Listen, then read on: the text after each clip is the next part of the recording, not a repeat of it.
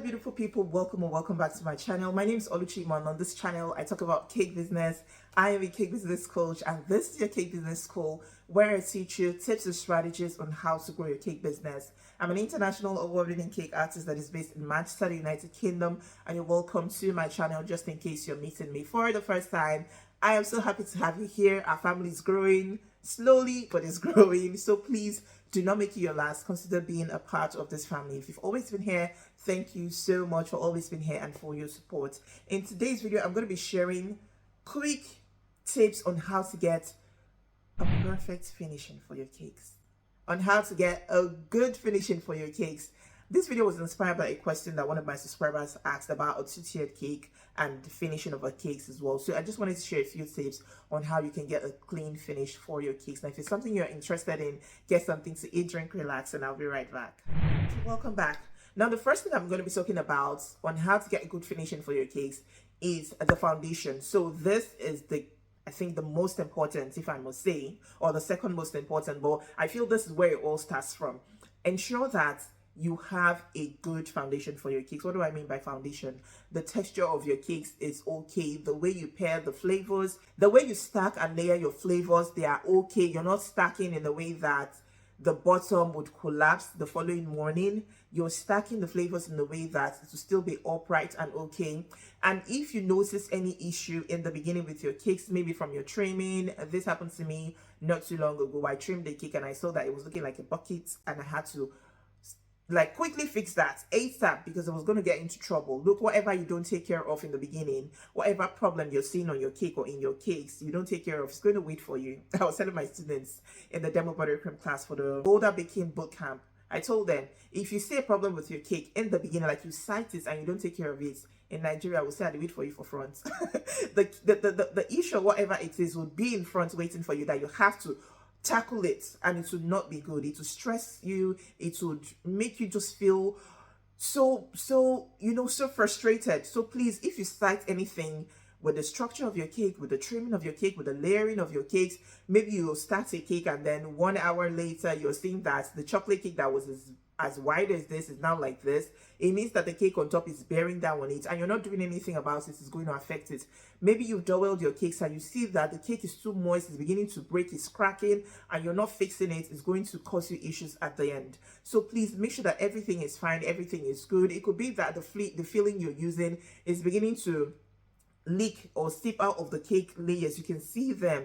Please work on it. I know this has affected me one time many years back. I used the flavor, I think it was caramel, and it was coming out through the crumb coat. It was, but there was really nothing I could do. Then I wasn't working with fridge or freezers, and it came out of, when I frosted the cake, I could still see the caramel dripping. So please make sure that you're getting it right from the get-go, and if there's anything that needs to be fixed, fix it. Now, the second thing I'm going to be talking about is the consistency, or the first thing, whatever you're using to cover your cake. So let's just call it the first thing. If it's fondant, make sure that you have the right fondant recipe. You don't have a fondant that is not pliable, a fondant that is breaking, a fondant that tears, a fondant that is not stretchy, it's not elastic. Make sure that everything you're using is on point. If it's SMBC, it is stable enough. If it is whipped cream, make sure that it is stable enough. I have a recipe I made a couple of years back on my channel about whipped cream. Please make sure that you're following the right, follow the protocols, follow everything that you need to do down to the T. Use a bowl, use a proper mixer, use everything that needs to be used. And then if you know you want to substitute or try anything, you do not have what has been used in the video or you've been taught in class, and you want to substitute, make sure that you're trying it for yourself and then you see how it works before you use that for your clients. Don't say, oh, I learned this video, but this is what I have, this is what I want to use, this is what I would try, and it's for a client's cake, and then you begin to have bad reports. Please make sure that what you're using is stable enough. If it is A and B, C, make sure that it is not too stiff and it is not too light. You're working with the right consistency. If I'm working with A and B, C, I work with different levels of consistency for the filling, for the crumb coating, and for the frosting as well. So make sure that you have these things in check and everything is fine. If you're using a modified buttercream recipe or whatever it is you're using, make sure that everything is fine. Your recipe is okay. If it is ganache you're using, make sure that everything is fine, everything is okay. If it's not okay, you might tend to struggle with it when you're working, and it might affect the outcook, and it might affect the finishing of your cake to not look so nice, to not look really nice the way you want. So make sure that everything is on point. Your frosting mediums or frosting media are on point and everything is okay for you to work with. The third thing I want to talk about is the technique. Yes, this might look like it's not important, but it is. The technique you want to work with, make sure that it's not something you're learning for the first time. Make sure it's not something you're just trying on a customer's cake. Make sure that you have a hang of it. You've done it over and over again. Like you know it is a skill that you've practiced, you've learned. If you want to try it for the first time, it's good that you try it for yourself. I just learned ganache not too long ago. I learned it in a couple of months ago.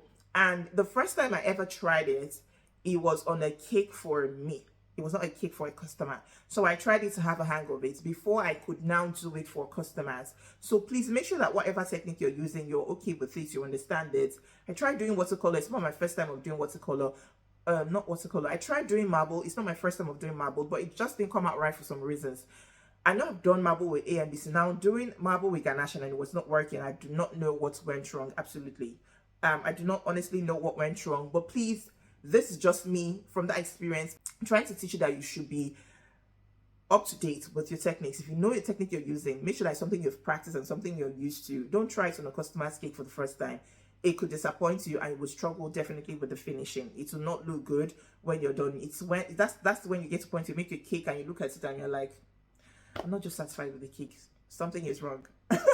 And you're like, I'm not just satisfied with this cake. Something is definitely wrong with this cake. So make sure that you know the skill that you're using and you're using it well. Now, the fourth thing is this, the tools that you're working with. If it is fondant, I've shared a video on how to work with fondant.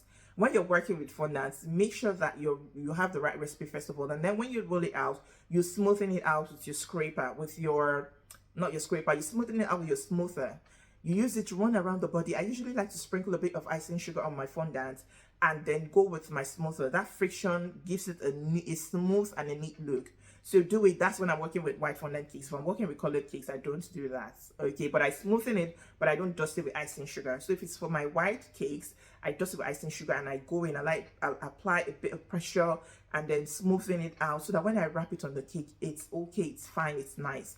If it's buttercream, make sure that you're using the right tools. You're scraping, whether you're doing the 360 or you're doing the bit by bit part, make sure that you're going round and not leaving dents on your cake. Even if you're smoothing with your fondant, make sure that you're rolling with your fondant, you're rolling and you're not rolling and pausing and rolling and pausing, you're rolling all through.